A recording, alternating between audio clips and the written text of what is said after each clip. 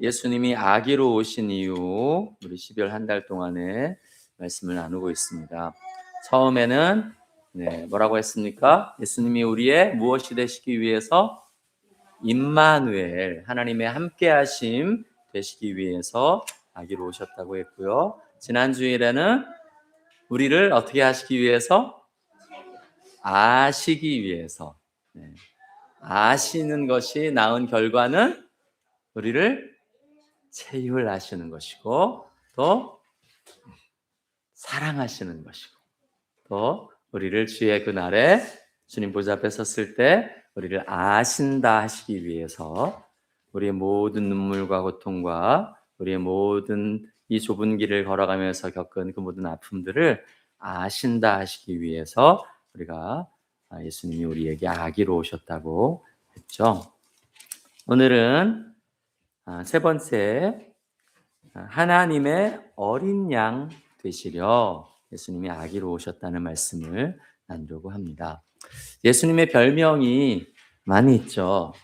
우리 예수님의 별명이 어떤 것이 있습니까? 오늘 본문에 나온 임마누엘도 있고, 또 구원자라는 뜻을 가진 메시아라는 뜻고, 히브리어로 메시아이고 헬라어로는 그리스도, 구원자라는 뜻이고요. 또 어떤 별명들이 있습니까? 구세주, 하나님의 아들, 또 선한 목자, 또 예수님이 스스로를 인자 이렇게 치아라고 부르시죠. 그 중에 하나님의 어린 양이다. 예수님을 가리켜서 하나님의 어린 양이라고 부르는 구절들이 신약에 34번 정도 나옵니다. 그 중에 하나님의 어린 양이 가장 많이 등장하는 곳은 오늘 우리가 읽은 본문의 요한계시록입니다. 요한계시록에는 하나님의 어린 양이란 말씀이 28번 기록되어져 있어요. 요한이 바라보는 천국의 모든 환상 가운데 대부분 예수님이 하나님의 어린 양으로 묘사가 되어져 있습니다. 왜 요한의 환상 가운데 대부분 예수님이 어린 양의 모습으로 등장하고 있는 걸까요? 또 구약의 많은 메시아 예언들 가운데, 예표들 가운데 예수님이 하나님의 어린 양으로 표현되어져 있죠. 아브라함의 이삭 번제 사건에 나오는 어린 양이 대표적이고, 구약의 여러 본문에 유월절 어린 양을 비롯해서 곳곳에 메시아를 표현하는 그 구절에 예수님이 어린 양 되심을 묘사하고 있습니다. 왜 어린 양으로 묘사하고 있을까요?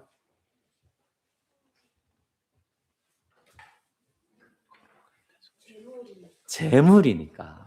우리의 죄를 우리 대신 죽임 당하는 제물이니까 예수님이 어린 양으로 묘사되어져 있죠. 그런데 제물에는 어린 양 말고도 뭐가 있어요?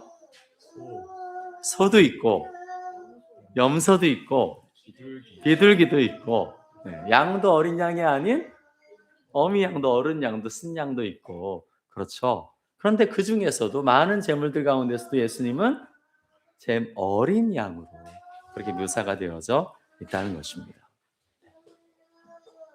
왜 다른 제물들도 있는데 어린 양으로 묘사를 했을까요? 어린 양이 제일 순결해서, 순결해서이고 또 가장 가치 있는 제물을 판단합니다. 가치 있는 제물이어서, 좋습니다. 또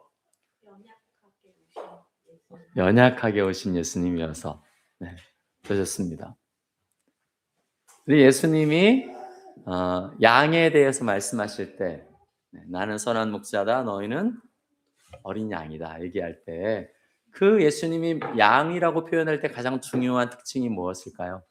어린 양, 목자의 음성을 듣고 따라가는, 순종하는 그런 모습이 바로 양의 모습이죠. 예수님을 어린 양이라고 표현하신 것은 말씀에 순종하는 제물이기 때문에 그 순종을 부각시키기 위해서 어린 양이라고 표현한 것입니다. 제가 어린 양의 영상을 유튜브에서 한 주 내내 찾았는데 제가 딱 마음에 드는 영상이 없어요. 그래서 그중에 한두 개 찾긴 했는데 제가 오늘 톡방에다 올려드리겠습니다. 그중에 하나의 영상이 오늘 여러분 그걸 지금 예배 시간에 보여드리면 그거밖에 기억이 안 남을 것 같아서 제가 안 들었는데 어린 양이 주인이 이름을 다 부르면 매 하고서 양이 쪼르르르 달려오는 그런 모습이 있어요. 양은 목자의 음성을 듣고 목자가 부르면 언제나 목자에게로 쪼르르르 달려오는 그것이 양의 특징이죠. 순종의 양이라고 했을 때 순종의 모습을 보여주고 있는 것이 이사야 53장에 도살장으로 끌려가는 어린 양과 같이 이렇게 표현되어 있어요. 여러분, 소는 죽으러 갈 때 아니면 팔리러 시장에 나갈 때 소는 어떻게 할까요? 네? 버팅길까요? 소는 울어요. 이 왕방울 만한 눈에서 눈물이 뚝뚝 떨어져요. 그런 거 본 적 없죠? 네. 얼마나 불쌍하게 노는지 몰라요. 네. 안 가려고 버티기도 하고 가끔은. 네. 염소는 어떻게 합니까? 네. 염소는 얼마나 세게 버티는지 몰라요. 네. 제가 성근이보다도 어린 나이에 한 유민이 많은 나이에 시골에서 염소 풀뜯기로 이렇게 하다 보면은 이놈이 뭔 수가 틀렸는지 중간에 안 가고 길에 버티고 서요. 그러면 그 염소를 끌기 위해서 얼마나 고생을 해야 되는지 몰라요. 양은 어때요? 털 깎는 자 앞에서 순한 양처럼 이런 묘사가 있어요. 양이 털이 1년이 지나면 털이 엄청 두꺼워지잖아요. 털을 깎아주지 않으면 너무 무거워가지고 다니기도 힘들고 그 안에 벌레도 살고 여러 가지 건강하지 못하게 되는 게 생겨요. 또 목자들에게는 그 털이 아주 중요한 수입원이기 때문에 매년마다 털을 깎아주는데 털을 깎아주다 보면 지금처럼 칼과 가위가 아주 막 날카로운 것도 아니고 옛날에 그 무딘 칼과 가위였을 때 자르다 보면은 털과 함께 살점이 떨어져 나갈 때가 많이 있어요. 아프겠어요? 안 아프겠어요?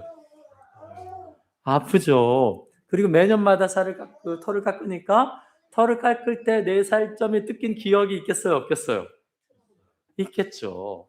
그런데도 양은 목자가 이끌고 가면은 내가 털을 깎으러 가는 줄 알면서도 순하게 목자가 털을 깎고 있는 동안에도 발버둥 치지 아니하고 순하게 기다리고 심지어는 제물 되기 위해서 죽임을 당하기 위해서 끌려가면서도 반항하거나 거절하지 아니하고 그 목자를 순순히 따라가는 모습이 바로 양의 모습이에요.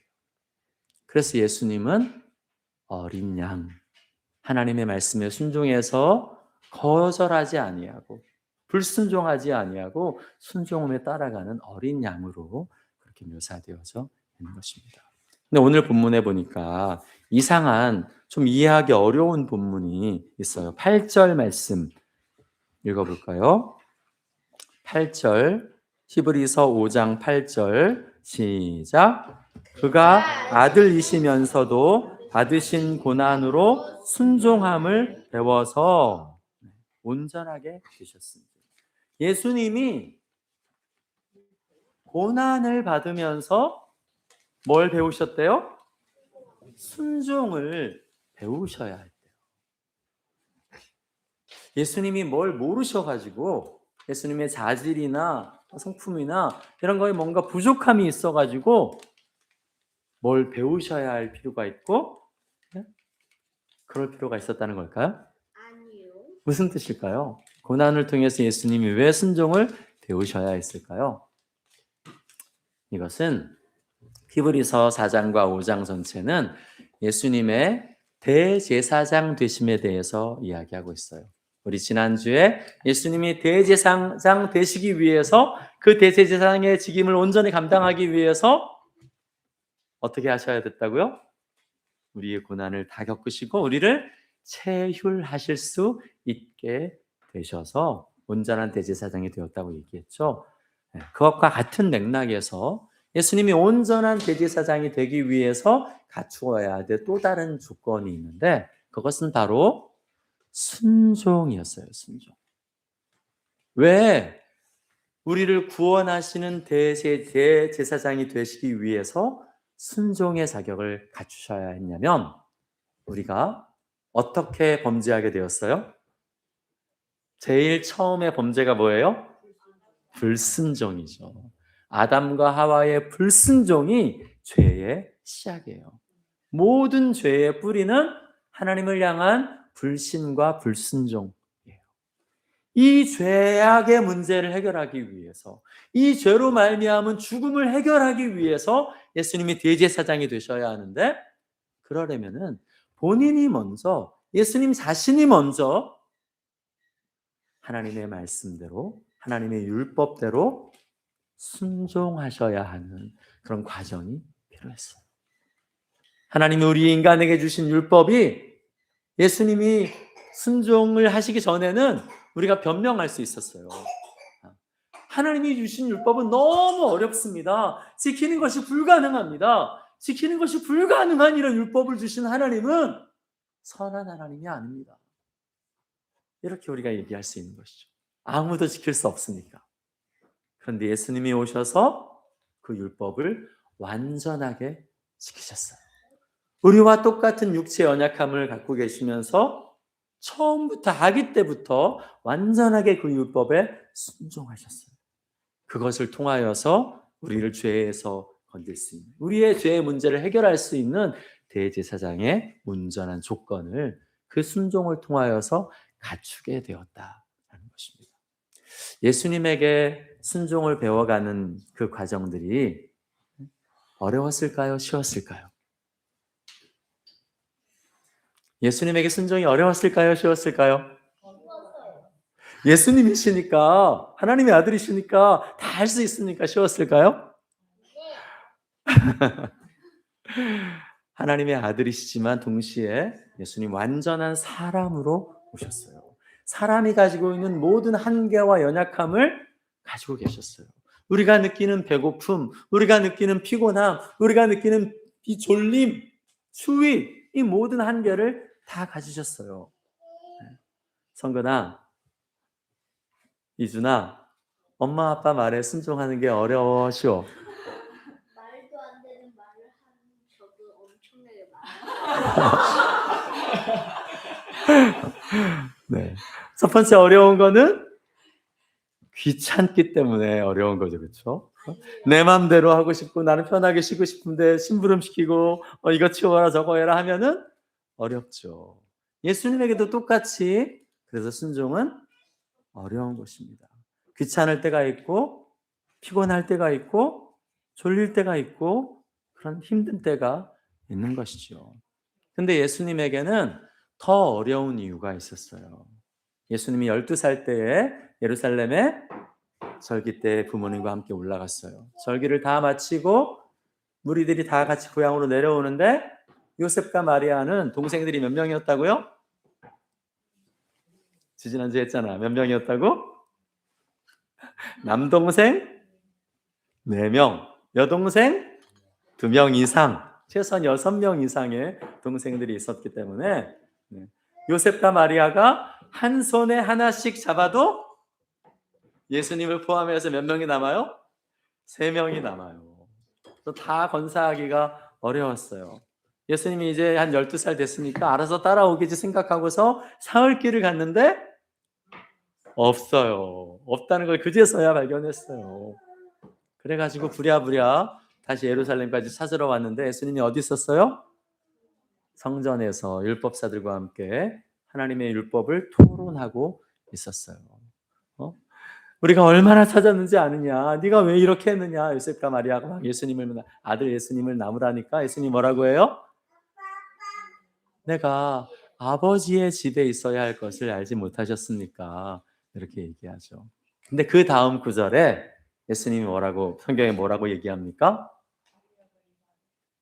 마음에 새겼고 예수님은 어떻게 했다고요? 고향으로 내려가 순종하여 받드셨더라. 이렇게 기록하고 있어요. 12살 된 예수님이 요셉과 마리아에게 순종하여 받드시는 것이 어려웠을까요? 쉬웠을까요? 쉬웠어요. 성근이가 엄마 아빠 말에 순종하기 어렵다고 한 이유가 아까 뭐였어요? 내가 생각하기에 말도 안 되는 이게 더 옳아. 내가 생각하기에 엄마 아빠가 틀렸어. 나는 음료수 먹고 싶고 아이스크림 먹고 싶은데 먹으면 기분 좋고 맛있는데 엄마 아빠는 못 먹게. 그래서 엄마 아빠는 나빠. 맞아요. 그런 생각을 하는 거죠. 그런데 예수님은 율법사들과 함께 하나님의 말씀을 토론하고 예수님의 질문과 대답에 율법사들이 입을 막고 놀랄 정도로 진리에 이미 12살 때 통달하신 그런 분이셨어요. 그런데 요셉과 마리아에 비하면 예수님이 얼마나 더 많이 하셨겠어요. 예수님이 하나님이 이 세상의 이 비밀과 진리들을 얼마나 더 잘 아셨겠어요. 그런데 더 잘 아는 내가 잘 모르는 엄마 아빠에게 순종해야 했어요. 어려워요? 쉬워요? 어렵죠. 내가 더 잘한다고 생각하면 어려운 것이죠. 우리 성근이도 유준이도 내가 더 잘 알고 우리 엄마가 나보다 더 모른다고 생각하면 순종이 어려운 거죠. 근데 예수님에게는 그 순종의 과정들이 필요했어요. 대제사장이 되시기 위해서 순종을 고난을 통해서 배우셔서 그 자격을 갖추셔야 할 필요가 있으셨기 때문입니다. 예수님이 배워야 할 필요가 있었다면 우리는 어떨까요? 더더욱이 우리에게도 그런 과정이 필요해요. 이 세상에서 쓸모없는 하나님이 사용하실 수 없는 그런 사람들이 있어요. 어떤 사람들? 나 잘난 맛에 사는 사람들. 내가 언제나 옳고 내 주장과 내 생각이 절대로 틀리지 않는다 생각하는 그런 부류의 인간들. 하나님이 절대로 쓰실 수 없는 사람들이에요. 하나님은 깨어진 사람을 쓰실 수 있어요. 상한 마음을 가진 사람을 쓰실 수 있어요.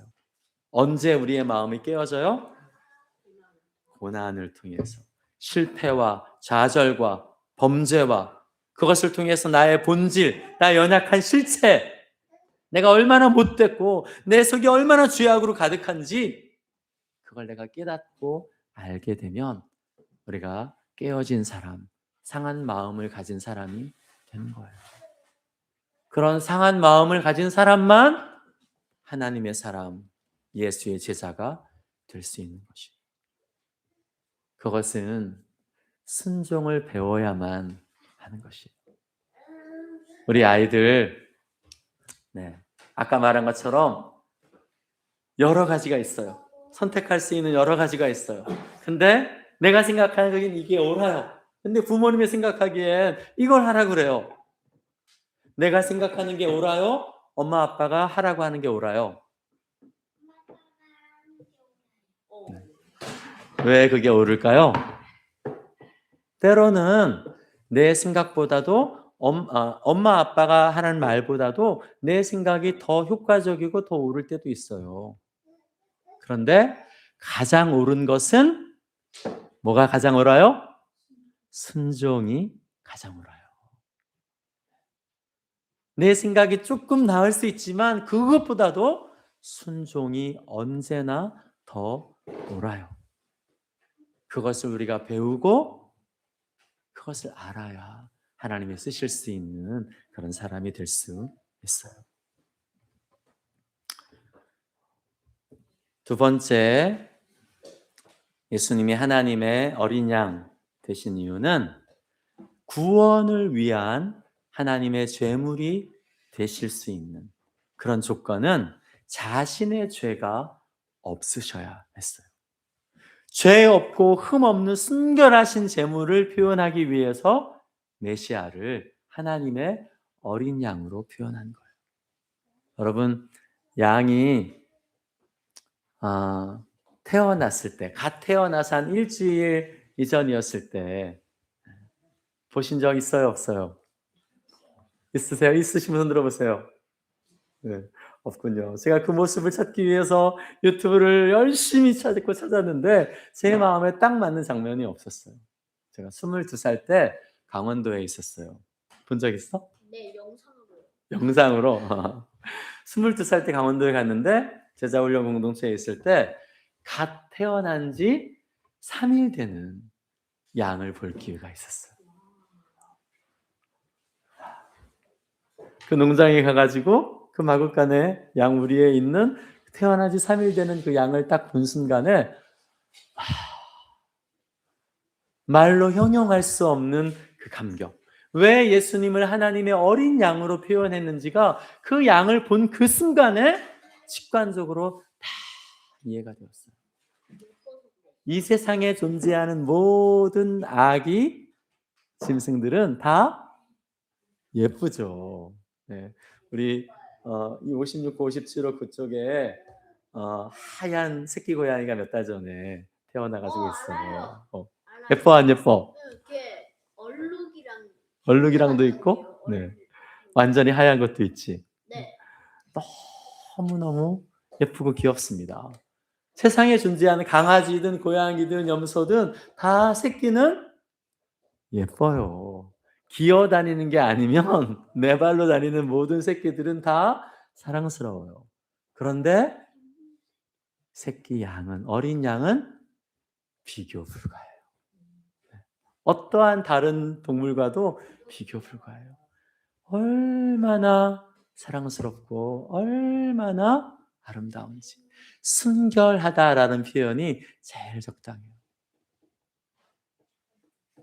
전혀 오염되지 않은, 때묻지 않은 그 순수함, 그것이 어린 양의 순결함이에요. 그래서 예수님을 하나님의 어린 양이라고 표현하고 있는 것입니다.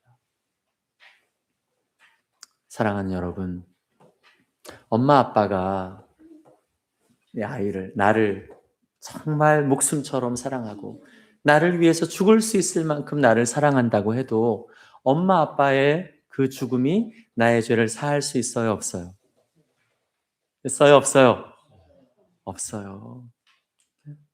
가장 나를 사랑하는 그 사람의 죽음도 나의 죄를 씻을 수 없어요. 왜 그래요? 죄인이니까. 그 사람은 자기의 죄 때문에 죽는 거니까 나를 사랑해서 죽는다 해도 내 죄를 씻을 수는 없어요. 그래서 내 죄를 씻으시기 위해서는 가장 순결한 피, 흠 없고 죄 없는 가장 순결한 피가 필요했어요. 그분이 바로 예수님, 하나님의 어린 양 것이죠.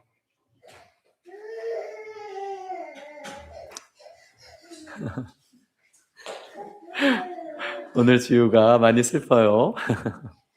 지우가 어제 장례식이 있어가지고 저희 차랑 같은 차를 타고 장례식장에 다녀오는데 지우가 하고 싶은 게 막 있었어요. 그때 엄마가 하지 마는 걸 시켰더니 안 하겠대요. 근데 엄마가 네 엄마 해야지. 그러니까 지우가 네 엄마 하는 거예요. 네 엄마 하는 거예요. 그 뒤에서 듣기만 해도 그게 얼마나 사랑스럽고 예쁜지.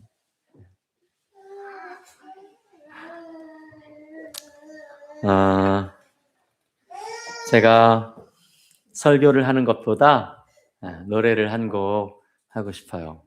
아주 오래된 그런 노래인데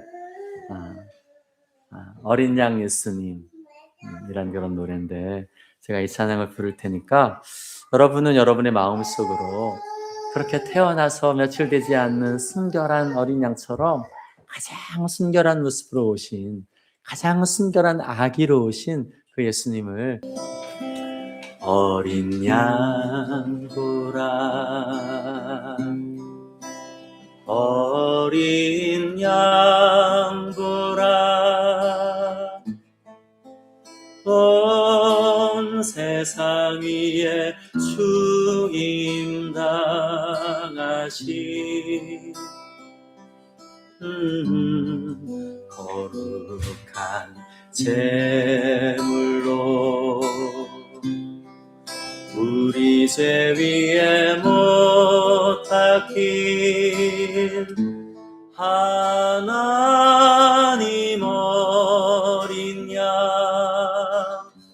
어린 양 보라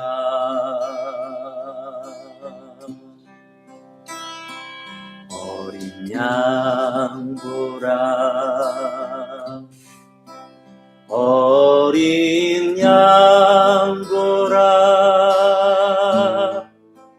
온 세상 위에 주임 당하신